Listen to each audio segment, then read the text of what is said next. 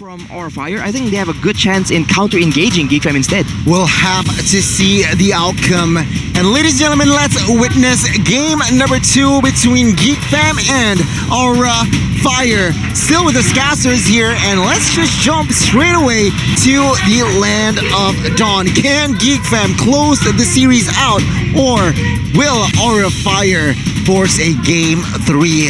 Ladies and gentlemen, grab your popcorns. Let's see. Let's see here as we jump into the land of Dawn.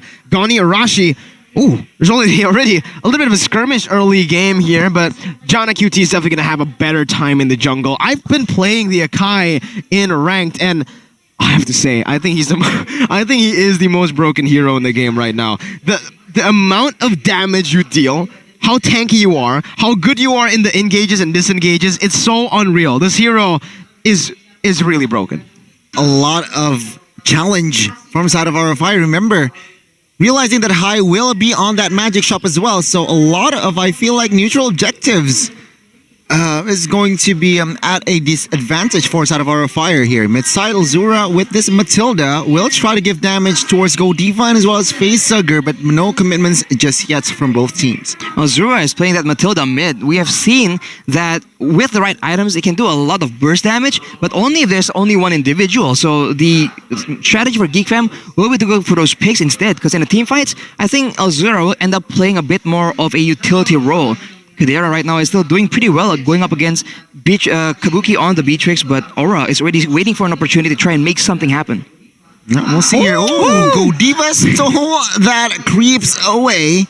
And yeah, in the mid side, you can see here, High as well as Facehugger duoing in the mid side. Baloyski with this show actually provides a lot of utility. Remember that Numian Blast also can be cancelled by that Jet Kundo with the right timing. Yeah, there's going to be a lot of things that can actually cancel out the Numian Blast here, but like I mentioned, Jana's going to have a very, very good time in the jungle as compared to High here, but High's already moving around in that mid lane a lot. He's trying to get pressure for the rest of the team so that they can actually contest for the turtle, which is already being started up by Jana. Facehugger takes away that heavy spin. Yeah, Facehugger here will have that heavy spin. Valoyski jumps into the mid side, will take a lot of damage, but with that guiding wind, will not be able to survive as the first blood will fall to the hands of Facehugger. aurafire manages to reset the Lord now. Will they force a fight once again? Ooh, it's going to be very, very risky. Numian Blast! Numian Blast comes in, and the Lord will be stolen by the side of aurafire. Now, Jana Cutie will try to escape as Luke falls in that Lord pit. And yeah, Geek Fam just lost in all aspects. Yeah, this time, so Aura actually learned from their mistakes. The mistake that they made in the last game was that every single time they went for the contest in the neutral objectives, they only focused on the kills, only focused on the team fight. This time, they went for the team fight, but it was all just to secure an objective. So we're already seeing the progression for aurafire since game number 1. And it's looking pretty good here, Arashi. Earlier in the previous game, though, we did see that they were very content going for the pickoff onto Baloyski instead of the objective instead. So with Baloyski out of the picture, there's not really any real threats from the side of Geek Fam, and they are just happy to just take the objective and then afterwards engage Geek Fam in that fight with the man advantage. So it's already a lot more solid performance, but we have seen it before, and Geek Fam still has a chance on turning it back around as Blazing Duet's already used and 3 members are on top side. Yeah, Blazing Duet just to clear the waves here. aurafire, they are hovering top side. A good read there by Claude just to clear the waves with that Blazing Duet to rotate faster. Now, we can see Jet Kundo, Baloyski with that Wave Dragon will not be able to outcome towards anything. He gets taken down. Oh, this is not looking good, especially with the damage that's just being dished out. Oh, almost that Beatrix with that sniper. Oh my god, Januki Yuti actually gets caught with that flicker. Numian Blast catches 2 in the mid side, and Jana Cutie and Elzura falls. And Godiva gets both of those kills. Man, even under your turret, you're not safe up against this composition from Aura. You know, when you just look at it, wait a minute, fight. Where Dragon connects onto his Kabuki, Oh but my actually goodness. that's a mistake. Kabuki providing enough damage onto his Kadira, and Geek Fam, they are starting to lose their rhythm here. Again, in hindsight, when you look at Aurafire's composition, it should be a front-to-back composition. They're playing for the Beatrix, but no, it's a dive comp too. They just go in with the resources that they have. They choose to go aggressively, and Luke is next. Another mistake here, perhaps. Godiva is looking for the stun and doesn't really connect here, as aurafire, they are establishing a very healthy lead here in the first 5 minutes. Honestly, Geek Fam has a lot more dive potential and mobility, but when it comes to crowd control and burst, Aura has a lot more in that department, so they have a lot more advantage in the early game, and they have a lot more advantage when it comes to pickoffs. Because for the side of Geek Fam, okay, Cho as well as the Akai can set something up, but who is going to actually do the burst damage? There's not really that much until later on in the game. But Misha Godiva gets jumped on. Where Dragon connects onto it, Godiva here, heavy spin just to provide enough cover, as Godiva will be the right target perhaps. Yeah, he gets taken down, but take a look at the re-engage. Aurafire, they want more, is high, gets the jungler, Jana Kitty falls, and at the end of the day, it will be 1 for 1, but never mind, Wow. Kabuki, the game sense is unreal. Get him out of here! He's using map hacks! Oh my god! Kabuki!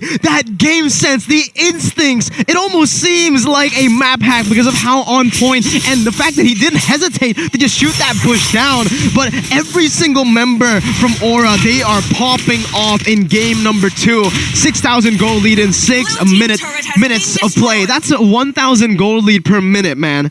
Yeah, it seems the two structures will fall here, Arashi. What does this mean? Well, it means that Geek Fam are looking for a play on the other side of the map, though. That won't be working out. Aurafire will be able to pick up one more turret for essentially free. So now with that control, Aura can continue to go for the pick-off strategy that's been using.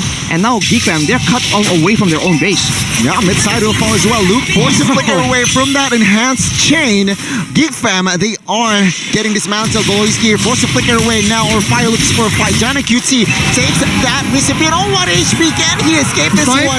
This nice will not connect as Alzura is there to body block that bullet. And no casualties here, but still Aurafire expanding their space. And again, it comes down to, Kabuki getting his comfort, getting his play-making heroes to actually dictate the game with the help of his team. As you can see, once they get going, they go for these objectives, but they need to secure those early game skirmishes first. And man, Aurafire, again, they're just using it so well. Ooh, take a look at that snipe. One bullet.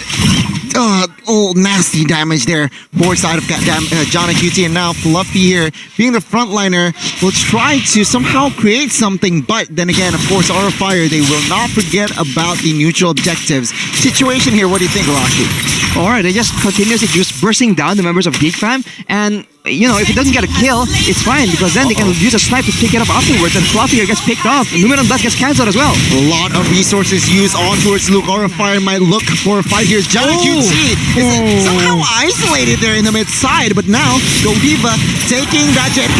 Loiski, that was a misplay there, and actually Aurafire, they are able to somehow equalize, taking one man down, and now they won the mid side. They will definitely get it here, as Geek Fam will not be able to defend that one. A reset, we'll see here. Can Aurafire close this game fast? I mean, it really does seem like Aurafire wants to close the game as fast as possible. The fact that they haven't slowed down at all, even though the Lord is not up, even though these neutral objectives aren't up. And again, this comes down to their gameplay, their playstyle, Rashi. They are fine with losing objectives here and there as long as they're able to force these team fights to happen against the Geek Fam. And right now, it does seem as though Aura have so much pressure on the map that Geek Fam cannot even go for any trades. They went for that top side, but Aura with the instant response as Godiva jumps in with a stun. Wait, Aurafire, they just have a lot more crowd control and burst at this point, and the fact that they are 8.5k gold ahead really doesn't help the case of Geek Fam at all. So Geek Fam, at any moment, not a single person on their team can actually withstand the damage. We saw that Jana Cutie on the Akai can be chunked to half HP with a single shot from Kabuki. He only has a read in armor. He does not have enough physical defense to withstand the burst coming in, because Aura has just such a diversity in their damage sources. Oh, they really need to stay very, very disciplined though for the side of Aura, because Geek Fam still have a chance to come back in this game. the Claude has completed the Golden Staff, now working onto a Wind of Nature. That's going to be the power spike for him because he can now, well, when he gets that Wind of Nature, he can actually go and dive into that back line without really thinking about too much from that Beatrix damage with the Wind of Nature. So it's all going to come down to that. If they are actually able to pull off that kind of fight, enabling Chadera on the Claude, he might still be able to come back. But again, Kabuki got the snipe onto Chadera. Chadera might have to back off now. No, he just pops into regeneration, but look at the conceal play. Okay, Luke here trying to find a play. And take a look at this as High actually gets caught, and Lord, it will fall into the hands of Jana QT. And now as you can see, Loisky actually the first and only member to fall here, but aurafire, they want blood here as Kadera runs with that BMI, and still aurafire, they lost the Lord. Wow. Beautiful play by Geek Fam. Again, aurafire needs to stay disciplined. They can't really give the space over to Geek Fam to make those kind of plays. And Arashi, we're seeing it here. aurafire, when they are ahead, they go straight for the Lord. They go straight for the objectives, not really caring about that wave manipulation. The wave was too open for Geek Fam, and Geek Fam knew it. They took the chance and they stole the Lord away. The macro play from aurafire can definitely be a bit more effective, especially with, as you say, wave management, putting a lot of pressure onto Geek Fam without exactly using heals, right? So right now, aurafire, they still have the advantage, but Geek Fam is looking for plays. Oh, we have Dragon Glass also Kabuki. This is it. The AoE in that Blazing Duet will not be able to escape. But take a look at Luke in the backside. He will retreat, and Jana QT will force to use that heavy spin to escape. And that engage by Beloisky is just shown that, yeah, the power comes out of aurafire is just too much. Again, it comes down to Kabuki. He was able to pop that Wind of Nature so fast, that reaction time, and man, get this man out of the game. Kabuki is just styling on Geek Fam right now. Arashi, how fast do you need to be to pop the Wind of Nature while you're getting GQ'd, while you're getting CC'd? I think he must have had an inkling of what's going to happen. Right now, Geek Fam go for a play again, high over the target. Engage and two members from side of Aura shut it down, and now if Dragon connects onto a Space Hugger, this is not a good sign for the side of aurafire, and now Beloisky will connect that Jet Kundo. Space Hugger falls, 3 members now down by the side of aurafire. On the other side, Godiva here is being chased by 2 members. He will not be able to escape as Kadera with that DHS is just able to chunk this man's down. And of course, with the help of Elzura, Godiva will fall. Oh my god! Oh, Godiva with the delay. Actually, Kadera gets 1, but Elzura gets down as well. Fluffy trying to make the play here. Blazing Duets will not be able, will have enough damage to take this guy down. Killing spree for Luke. Again, aurafire, they had the lead, they had the game, but what do? They keep going for fights. Arashi, we were mentioning how crazy that Wind of Nature was, but he used it. He used it in the fight prior to this, yet they still tried to force something. Geek Fam, very well played by them because they know Kabuki used the Wind of Nature earlier. They punish him completely, jumping in and capitalizing on aurafire, who weren't disciplined there. They kept going for fights and they kept just being, they kept on pushing on the pace. Geek Fam, man, they just understood that, okay, the outplay tools that aurafire has, the Wind of Nature, the ultimates, the positioning, the control wasn't there. And so we already mentioned that Geek Fam has a very strong, fast dive composition, and they do just that. Without any crowd control available to stop Kadera from the Blazing Duet, he just instantly takes out High as well as Kabuki. This is the weakness from aurafire. They are, for the most part, very, very squishy. Very squishy now, aurafire. They're looking for a play here. Fluffy. Enhanced Chains connects on towards Jana. He will retreat, and with this Lord here, that is now enhanced. Can they capitalize on it? Top side needs to be cleared, especially from side of aurafire. And yeah, aurafire, Beloisky with the conceal will not be able to connect on towards anyone just yet. A disengage by both teams. But look again. It's a disengage for aurafire, but Geek Fam, they used that time to actually create space in the bottom side. They cleared out that bottom side, slow pushing it to create more pressure and to have that position in that bottom side. Arashi, aurafire now realizing that they've set Fluffy up top to do the same thing.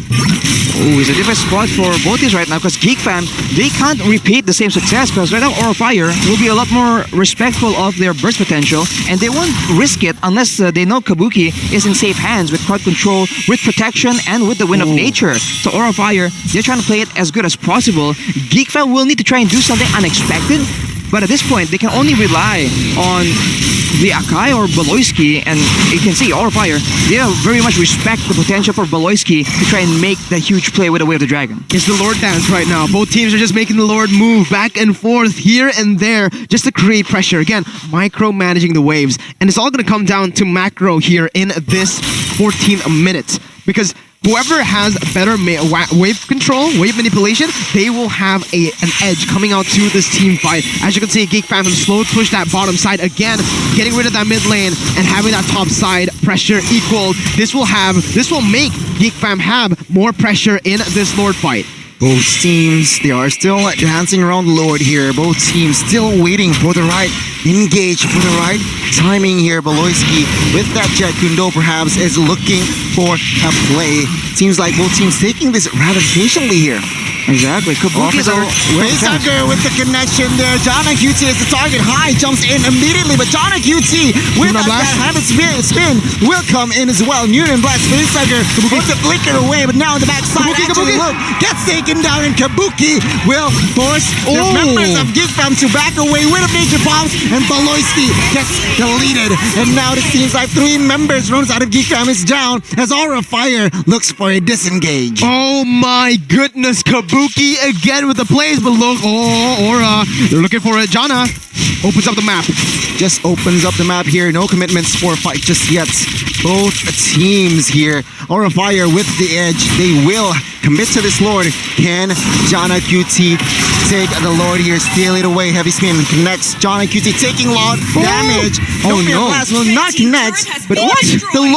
The Lord is resetted, ladies and gentlemen. And Geek Fam is able to delay the Lord push. Oh no, Aura made the wrong call. They went to just take Jana QT down to enable the fact that they won't have a contest, but Jana was able to get away. Godiva did not use his flicker with his Numnam Blast, and now the Geek Fam members have gotten back up. aurafire, they have, their gold lead has been slimmed down to just a 1.6k, and Geek Fam might be able to actually force a fight this time around. Chadera has the purple, has the orange. That's a double buff Claude. That's a double buff Claude that can be a very fearsome with the sprint coming up soon, but he gets chunked down by Kabuki. When the dance goes longer and longer like this, Kabuki has more opportunities to try and chunk the members down because again, we talk about the range advantage, and still at this moment, anyone can't really just tank damage from Kabuki without really feeling it. You know, every single time he lands, Geek Fam will have a lot more pressure on their hands. So this is very close. It will come down to who gets the bigger play happening. Baloyski can seal play here, looking for the CC. Guiding Wind, actually, Circling Eagle connects on towards the Godiva. Will not be committed by the side of Geek Fam here. aurafire finally recollects, and now Fluffy looks for a flank. Is this a mistake here? As 4 members Lord. area. But the Lord will be secured by the side of Kabuki as Facehugger with that heavy spin connects on towards one. Godiva gets taken down as well. Immortal Pouch. Godiva will not be able to survive. I might be wrong. He gets taken down. As High looks for an escape. aurafire there in shambles right now. It's all Immortals. Pouch left and right. High. Fluffy gets taken down. And now Geek Fam, they will look for the end. Geek Fam in this series might close out the game. They lose the Lord, but they win the team fight. A storyline that we have seen so many times in Season 10, and they will have to defend. They're not going to be able to end just yet with the Enhanced Lord coming down in the mid lane, but Arashi, talk to me. What happened? I don't even know, man. It just happened so fast. Aura were just unable to actually withstand the damage coming from Geek Fam. We saw that Kadera only got like half the duration of the Blazing Duet onto the priority members of aurafire, but that was already way more than enough. And they just got overrun by the mobility, by the shielding of the side of Geek Fam. So that is exactly what they were trying to go for.